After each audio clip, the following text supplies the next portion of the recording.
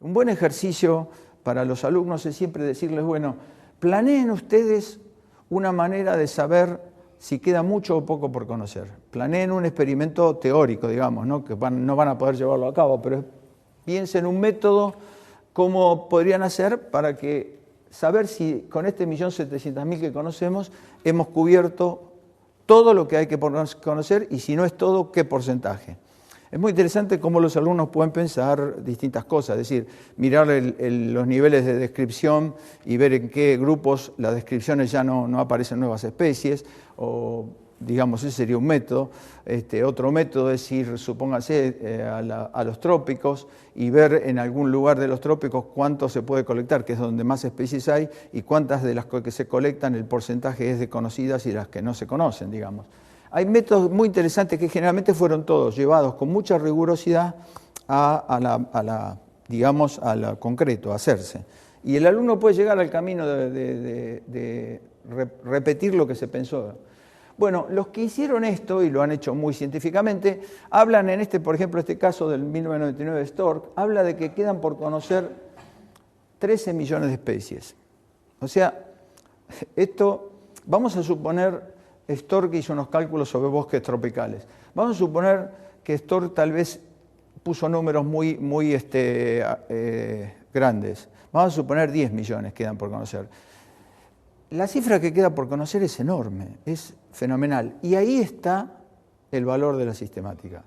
La sistemática tiene, si podemos empezar suponiendo con Linneo, que tiene orígenes anteriores, pero con Linneo la sistemática, digamos, más o menos en la estructura moderna, conceptual, en 300 años hemos descrito nada más que 1.700.000, el 15% o el 10% de lo que realmente existe. O sea que queda mucho por conocer.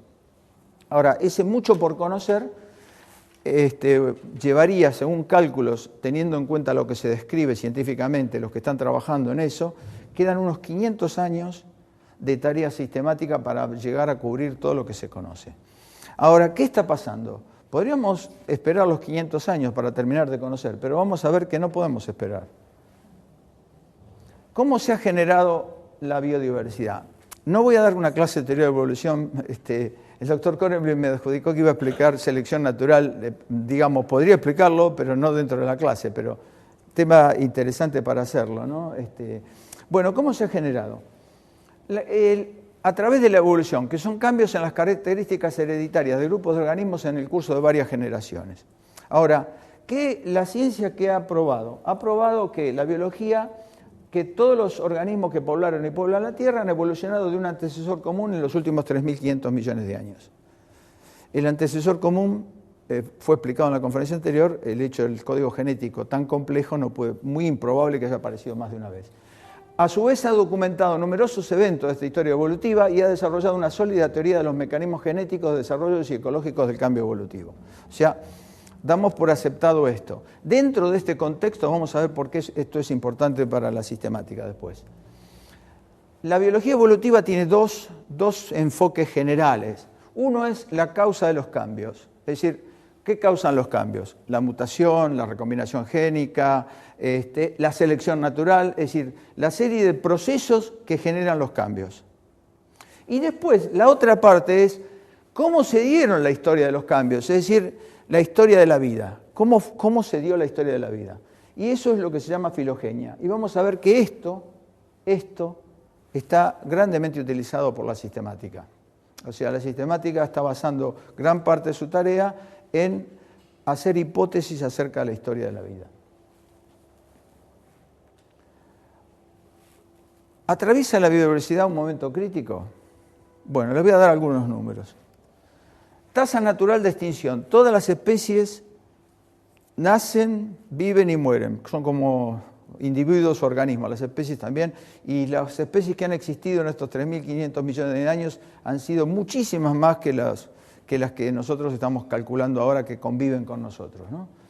Pero más o menos la tasa, según los paleontólogos, sería que 4 especies por año se extinguen, terminan su vida porque hay cambios y no se adaptan a los cambios. En realidad, la extinción siempre es eso, ¿no? Ahora, ¿qué pasa en este momento? Si vamos a extinciones documentadas, documentadas para el periodo 1930-1990, para las especies conocidas de aves y mamíferos, que tienen unas 13.000 especies, hay 19 especies de aves y 14 especies de mamíferos extinguidas. Esto es 100 veces la tasa natural de extinción, 100 veces. ¿No? O sea, ahora, si hacemos los números indirectos, es decir, los bosques tropicales, que son los lugares más ricos de especies, vemos cuántos desaparecieron. Predicciones de tasa de extinción basadas en el número de especies por área, teniendo en cuenta la pérdida de bosques tropicales, que ha sido 1/3 en los últimos 40 años.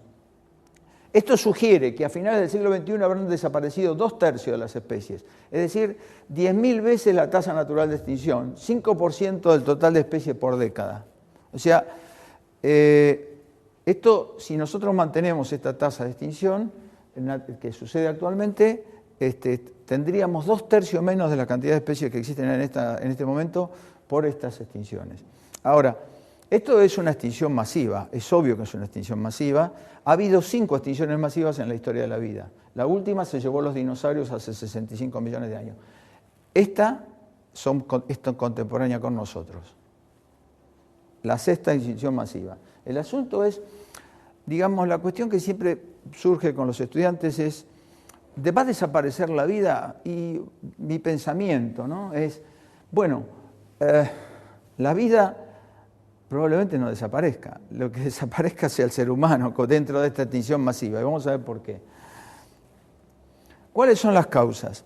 Bueno, las causas son, o las que ustedes conocen todo el tiempo, la pérdida o fragmentación de hábitats, es decir, el hombre va ocupando hábitats, la sobreexplotación de los recursos vivientes, la invasión de especies introducidas. Esto es de una gravedad inusitada. El hombre, que en su movimiento ha trasladado especies de un lugar a otro, la especie introducida llega a un lugar, en ese lugar no tiene enemigos naturales, es decir, controles que eviten que se reproduzca en grandes cantidades, y lo que hace es ocupar espacios que ocupan las especies nativas y lo pierden. Esto es una de las cosas más graves. Se podrían tomar ejemplos de esto terribles de este momento, ¿no?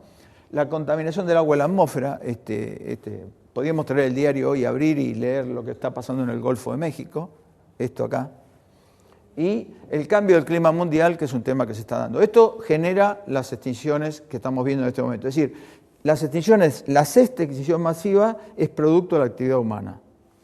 Es contemporánea con nosotros y la causamos nosotros. Ahora, esto es indirecto. En realidad, lo que está pasando son causas más profundas que están en nuestro comportamiento, en el crecimiento de la población, en las políticas y sistemas económicos que no atribuyen su debido valor al medio ambiente y a sus recursos vivientes, a la evaluación de políticas con una escala de tiempo inadecuada. Esto es en todo el mundo, no es de la Argentina, ¿no? Es decir, todos los políticos en el mundo toman decisiones que siempre quieren ver, porque es lógico, que se cumplan los objetivos dentro del periodo de su mandato, digamos. Pero cuando se está hablando de biodiversidad o de medio ambiente en general, las decisiones se toman hoy y los resultados los van a ver dentro de 50 años o 60 años. O sea, lo que siempre se ha dicho, que se necesitan políticos con visiones pleistocénicas, capaces de ver mucho más allá de que su simple mandato y con mucha grandeza, para tomar una decisión que por ahí cuesta en ese momento, pero al mismo tiempo va a servir para las próximas generaciones. Las injusticias sociales es una causa muy grande de esto. Hay muchos trabajos sobre la inequidad social que rige en el mundo y la extinción de especies. Esto es para discutirlo grandemente, ¿no?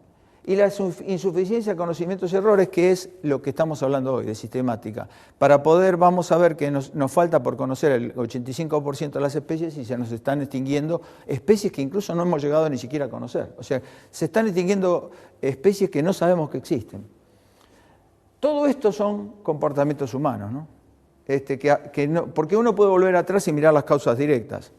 Yo, como comportamientos humanos, es interesante leer el diario y mirar lo del Golfo como una cosa actual. Con el alumno siempre es interesante traer las cosas del día y mostrar como que eso está también en la vida diaria, ¿no?